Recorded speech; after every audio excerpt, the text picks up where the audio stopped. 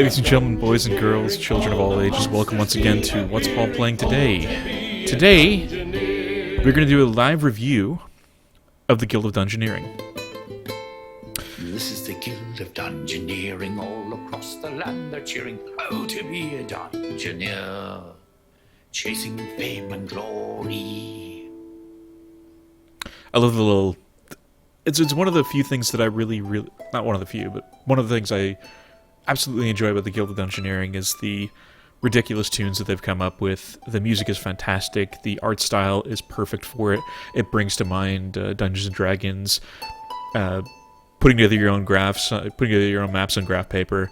It's a fun little game, and let's take a look.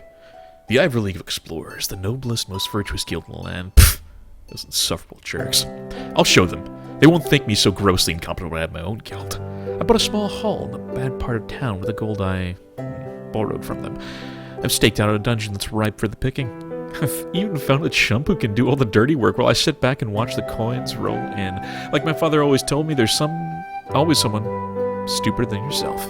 Well, he really said that to me. Actually, he said to everyone but me. Hey, wait a minute. The story's great. It's silly and just enough to get you to continue to play the game. It's not really it's a lightweight story. We're gonna hire some Dungeoneers, so let's build a barracks. This is Arthur, our first chump.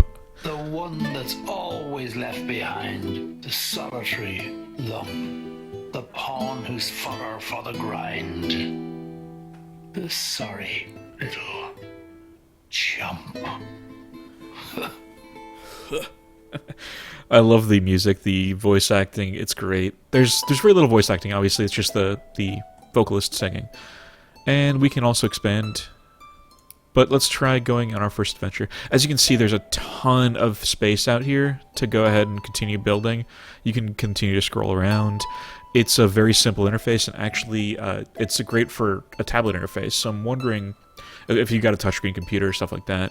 As far as I know, it's only on Steam and PC, but I may be wrong about that, so check it out. I got it on sale. Great sale for $8.99. I think it's highly worth it, considering I've already put in several hours. Arthur, our chump, is going to enter the dungeon. Everyone's got to start somewhere with squeak squeak.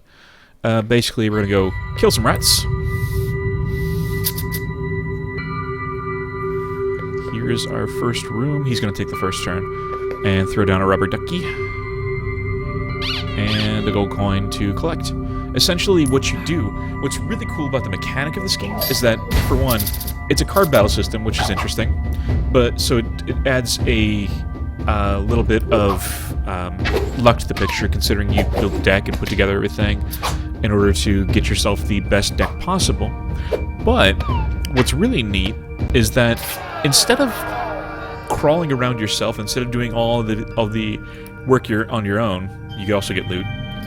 What you do is you build the dungeon around your Dungeoneer. You don't actually direct him. You kind of try to direct the flow of traffic, so to speak. So what I'm going to do here is I moved a card to build the dungeon. As you can see, it builds a new piece of the room on. But I also can put down bats and treasure and stuff like that. It's really, really fun. So I'm going to have Arthur in his ridiculous semi-bald head. I'm going to have him cower in order to block that. And then I'm going to go ahead and do an eyes closed punch. So it's really cool that you build the dungeon around your characters, so he kind of goes where he wants. There's some AI exploits you can take care of. For example, he'll go to larger volumes of treasure and generally will avoid monsters unless they're near treasure, of course. So if you have like a massive gem or a pile of gold coins, you can drop those down and he'll continue on his merry way just to try and pick those up. And as you can see, he picks up various items and will put them on. And the only thing that so far I don't like about it, and it's a very minor complaint, is that you lose everything that you've picked up in the dungeon once you leave the dungeon. So, for example, if Arthur wins and leaves the dungeon, everything's gone. He doesn't keep anything. There's no overhang for the next dungeon. So you start from level 1 each time too, which sucks. But it adds a bit of challenge and flavor to the game. So it's not really game breaking. It just makes it a little bit more punishing and difficult.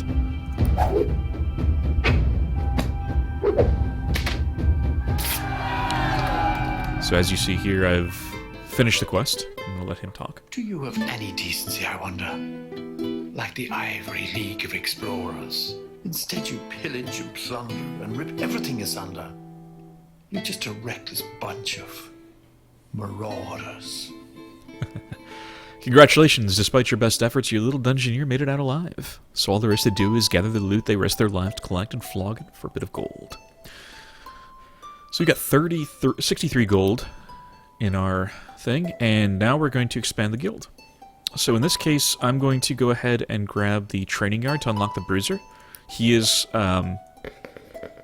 different classes. Not a gentle kind of dungeoneer, nor a poet or a muser, but one that fills the heart with fear. I give to you the bruiser. Right, so different classes have different strengths. For example, the bruiser focuses solely on combat, physical combat. So you have magical and physical combat. He can block magic damage, but for the most part does physical damage and blocks physical damage. The Arthur, our chump, can block indiscriminate damage. So he can block physical or magical damage, but also does mostly physical. In fact, all physical.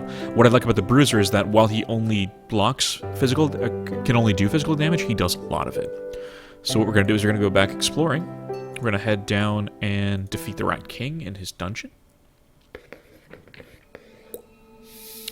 And so your real object is to get strong enough to complete the objective, which makes things a little bit hinky. And in this case, we're going to drop a bat down and some silver coins. So the silver coins in this case, depending on the treasure around him, would prove the greater impetus for him to go in that direction. So what we're going to do here, you'll note that we have some traits here. So for example, you've got Spiky. In this case, when you fully block an attack, so whatever he's throwing at you, if he fully blocks it, he's going to do 1 damage. And in this case, Loner, if he's at a dead end, he'll have -1 HP. It's not active at the moment. Note it's grayed out since he's in a crossroads, so we're not going to worry about that too much. We're going to block his attack and send some damage his way, which is unblockable. Now, we're just going to throw a punch. Unfortunately, he got his health back, but what are you going to do, you know? Since he has an unblockable attack, I'm not going to bother trying to block it. Just hit him with a slap in the face.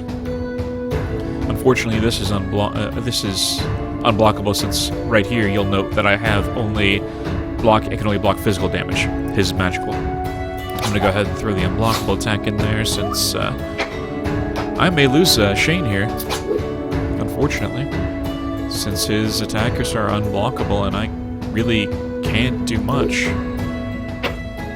Kinda sucks.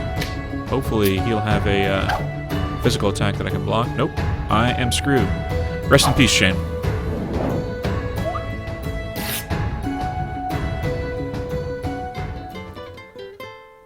Across the land from far and wide, they come to the guild and want to fight. Sad to see them sliced and diced.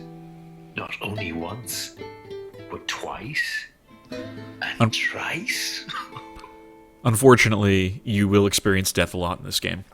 The cool part is that you never have a dearth of dungeoneers coming to want to loot and pillage. So the end comes for all dungeoneers, chumps and heroes alike. Need something to wipe those tears? What about the insurance policy? Besides, they get their very own headstone in your guild graveyard. So once you return to your guild, After your first adventurer dies, you will build a graveyard. I'm going to pop this right over here. Although this guild seems very grand, a dungeoneer's life can sometimes be hard. Not always going as they might have planned. They mostly end up in this Yeah, poor Shane. graveyard. Shane is my former bruiser. He didn't really like the sight of his own blood, unfortunately. You'll get attached to your Dungeoneers, probably. But they're going to die. Once you accept that fact, it gets a little bit easier to play. So, yeah, he got murdered by a bat. Damien is our new bruiser. They are my... so far been my favorite class, so we're going to go back exploring again with our new bruiser, Damien. He got killed by a bat.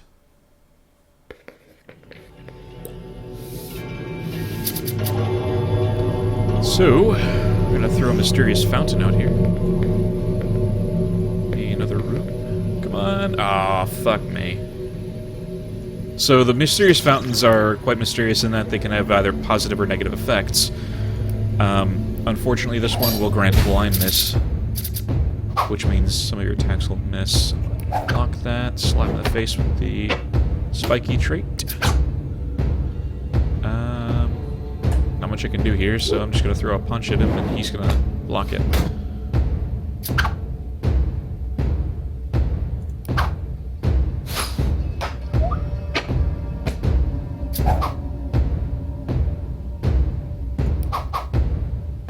And it sucks that his attacks are unblockable.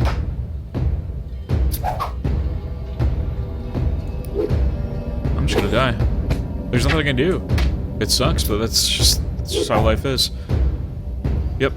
Bye, Damien. So,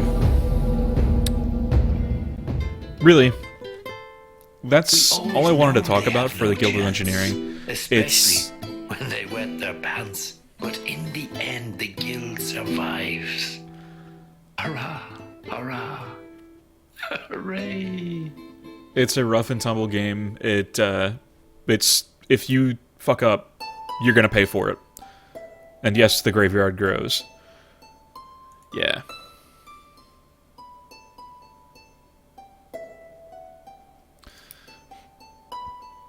As you can see, Damien and Shane now occupy the same particular graveyard. But yes, it is a fun, punishing game. Just to go into the more tiers of expansion, they do get costlier as your guild grows. So, for example, it's 10 times the cost of the previous tier, at least for level 2. For level 3, it's 4 times the cost only, so that's a good thing. But, long story short, I'm not sure it's worth the $15. I highly recommend picking it up on sale. I picked it up for $8.99, and I have no regrets whatsoever. Excellent game, lots of fun. Play it, enjoy it. It's just so much fun, and you'll get a kick out of the songs. That's about it for this review. Enjoy.